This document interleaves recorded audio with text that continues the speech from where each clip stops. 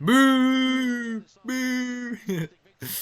Man, I gotta say, okay, real quick before I get into my post-match analysis, the Tranmere fans were fuming from the first minute. They were like screaming at every challenge that we made, even though like 80% of our challenges were clean.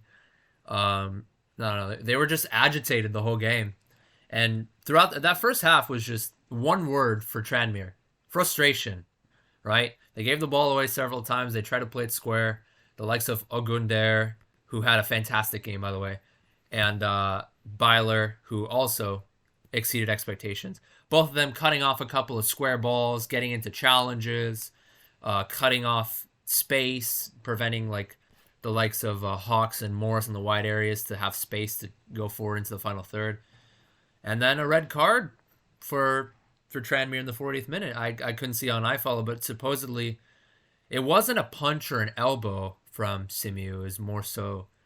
I don't even know what it was actually. If someone could catch me up to speed on that, but um, believe it or not, actually Tranmere played a little bit better when they went 10 men down, and they threatened a couple of times, but they didn't have any clear cut chances aside from the penalty, which I'll get into. But I'll try to start off chronologically. So it was Davison holding it up. It was a chest touch straight over to Asal, who took a touch over inside the penalty area, try to get a cross off. It was partially deflected. Chislett anticipating that. Very nice work from Chislett there to anticipate it. Laced it above the keeper's head. It wasn't put with a lot of power. Maybe could have done a little bit better for the keeper, but Chislett keeping it just under the bar. Good finish there from Chislett, who overall had a pretty good game, if I'm being honest. And I thought Chislett maybe would have been subbed off, maybe like in the 75th minute or so for some defensive shape, maybe Alfie Bendel coming on. But he didn't come on. I thought maybe Magoma should have come off because he had a bit of a poor game. I think he was the only individual that I thought had a performance that was a lower than a 5 out of 10, or a 5 out of 10 or lower, I should say. Everyone else did their part. But yeah, the goal was well put away there by Chislett with his laces above the keeper. That first half was just all Wimbledon, I gotta say. Tranmere didn't really have very much of an answer to AFC Wimbledon's not high press per se, but anytime they got it to their outside midfielders, again, the likes of Biler and Ogundere would close the space. And Hawks forced to come off early after he was on the book and after the red card. Hawks, kind of similar to Leyton Orient's number 11, Archibald, frustrated, got a yellow card because he got in the face of Ethan Chislett and got frustrated with him. He was in Ogundere's pocket the whole time until he came off. Morris on that right-hand side did a lot better in the second half, but in the first half, he was kept quiet by Biler closing down the space and whatnot. But in the second half, Morris would, first touch would be heavy towards the right-hand side to try to create some space for a cross, or he would like take it to the center and shrug off some challenges. He did better in the second half, Morris, for Tranmere. But other than that, couldn't really create too many chances. The chances really came after the substitution of Elliot Nevitt, who came on for Tranmere. Won a couple headers, held the ball up, brought some players into the play. And there was an opportunity where a header was won by, I think, I could be wrong, but I think it was Nevitt, who came on as a substitute 10 minutes prior. Won a header from the clearance from the keeper. Ogundere didn't win that one. And Hemmings, No, it was Lewis that was in behind, and he got around Zanev, who tried to come out full force to smother it, but just mistimed it. Thankfully, didn't get on the book for that one. Just a bit of a mistimed challenge. I think he should have gotten a yellow for that. But Zanev, coming up big with the penalty save, went down to his left-hand side, but didn't fully commit to that penalty.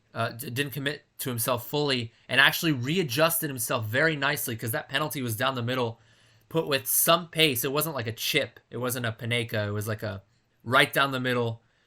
Stuck his foot out. Good readjustment from Zanev, who overall had a very good game too. I think he made a couple of decent saves. One instance where there was a cross coming in around the 84th minute or so when they were already 2-0 up. It was a miscommunication between him and Kalambai. Kalambai looked to me like he was in position to clear, but he kind of backed off last second. I think Kalambai should have cleared it. He was in position to do so. And Zanev immediately reacted, went to his right-hand side and beat it away. Good game from Zanev. Good game from Kalambayi. I think aside from one instance in like the third or fourth minute where he got caught out of position, maybe a huge gap between him and Towler allowing a shot from Lewis. Other than that, won a lot of headers, kept Hemmings at bay.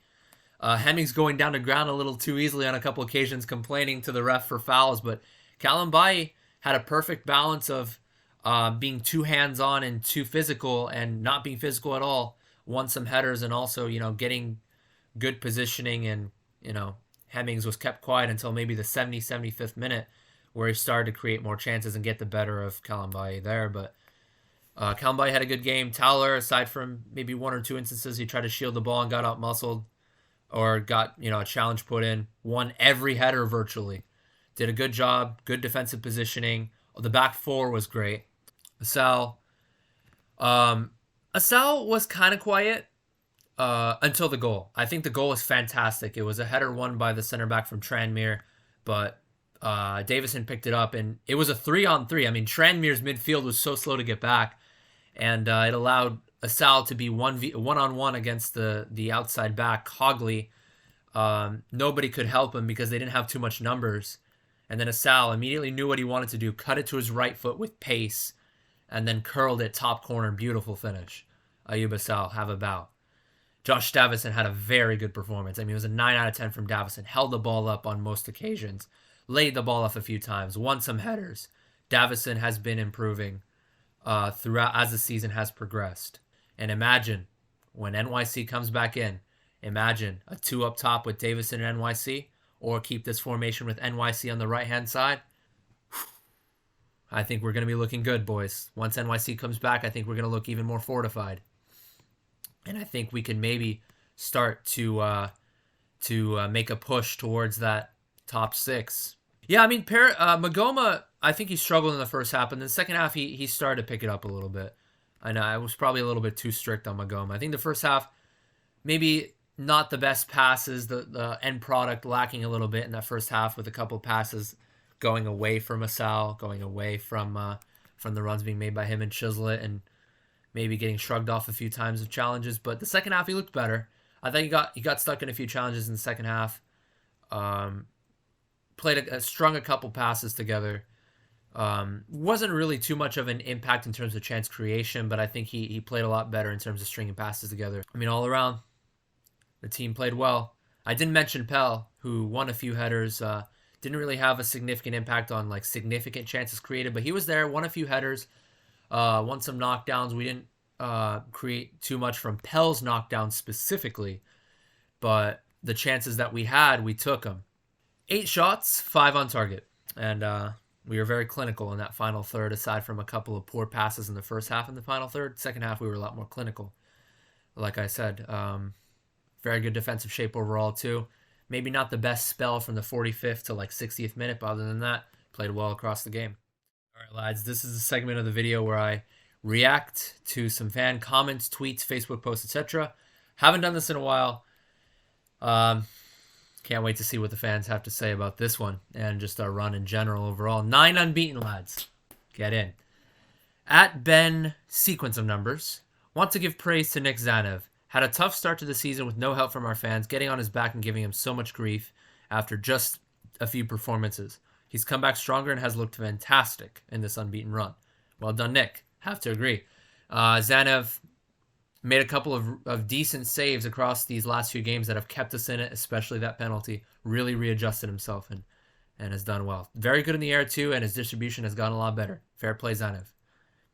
At Kyle's MI, sequence of numbers. Once again, time for a quick wank. Relatable. That is so relatable. I'm feeling that way right now. I'm so ecstatic. And I'm really, really happy to see the form.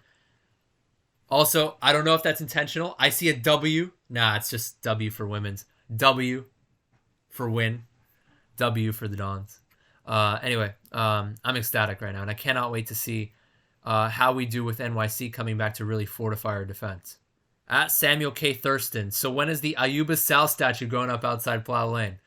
Well, unfortunately, we don't have a Piggott statue yet, so I think it'll be a while, but Ayuba Sal will have to be... Actually, do we have a Hall of Fame? Does Hall of Fame exist?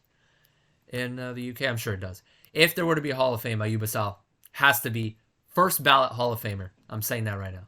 Now onto the Facebook. James BD, unbeaten in 8. Can any status tell us when we had this when we last had this kind of run? A reply from Mark Andrews from a tweet from Arash Rezai. Wimbledon are on a 9-game unbeaten run. They last went on a longer run without a defeat in May 2011, 10 games, which culminated in a promotion to the Football League, courtesy of a Danny Kedwell penalty. Really? I did not know that. That was the last time we went on an unbeaten run of this kind of nature, boys. This is massive. Huge momentum for us.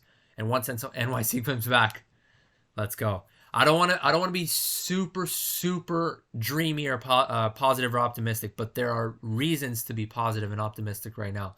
Ever since we switched to that 4-2-3-1, we have looked a lot more solid, and our players really have stepped up to the plate, especially our outside backs. So impressed with our outside backs. James Bruce says, what a thoroughly professional performances. Some great performances and 2 lovely goals. Had the Tranmere commentary, and they were full of praise for Asal and Pell, but perhaps surprisingly for the defense. They described PK and Towler as big and compact. The defense did good, to be fair. Amazing when the oldest one of the 4 is 23. Yeah, I thought the back 4 today had probably the best performance all around. Maybe not this. I would say the second best performance this season. I think the first best would have to be that game against Orient. We really kept Orient at bay. They had absolutely nothing for us, but that was easily the second best performance from the back 4 collectively as a unit that we've had this season. Fantastic. The Tranmere commentator said Biler had done incredibly to keep Morris, apparently their best player, quiet. I thought Morris was kept quiet until maybe like the last 30 minutes of the game. That's when he started to really create more space for himself and to try to lay it off to somebody. But he never had a clear opportunity to strike it towards goal, or like he never had a moment where he got in behind the defense and put a cross in. I thought we kept him quiet for the most part. Plus, Zenov in a nutshell, he's got an error in him and he's got a match-saving save in him. They don't normally happen in the same minute. Unbeaten in 9, a win on Saturday. What an unusual feeling. Sack the manager, sell the club. Wait, what? I think that was just a joke. I think this guy just put the whole game in summary perfectly. I mean, just beautiful. All around, beautiful performance. All right, last comment here from Leon. Let me try to pronounce this. Verhofstadt? We are staying up and the franchise is coming down. I thought that was a joke. But I looked at the League One table right now, and Milton Keynes are in 21st with 14 points. 6 points behind the next place up, Cambridge United with 20. They're going down. Yes. Franchise are going down. Nah, maybe too early to speak right now, but it's nice to see the franchise struggling and gasping for air right now in League One. We'll see what happens. Hopefully, oh my God, imagine a world where we go up and franchise go down. That'd be fantastic. But too early to say right now, especially for getting promoted in a tense, tough, tight league such as League Two. But I think we certainly have the makings of a good side that could certainly punch above their weight from here on out. That's it for this one, boys. That's it for this one, boys. So excited and so ecstatic. Whew. All right, boys. Thank you guys for watching. See you guys on the next one.